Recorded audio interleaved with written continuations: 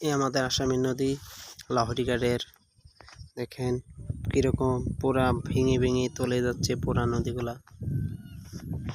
ওরা আসছে এখানে ফটো মারছে, আমি এখানে বসে ভিডিও করছি ফেসবুকে দেওয়ার জন্যে। আপনারা জানেনই তো, যত টাইম পাই অল্প অল্প ভিডিও দিয়ে আপনারা সবাই সাথে থাকবেন, সাপোর্ট করে অল্প অল্প সবাই সাপোর্ট করে দিবেন। আপনারা সাপোর্ট করলেই তো আমি অল্প এগিয়ে যেতে পারবো। দেখেন নদীগুলা কত সুন্দর ভাঙছে, একবারে এরকম ভাবে ভাঙছে, কোনো চিন নেই। দেখেন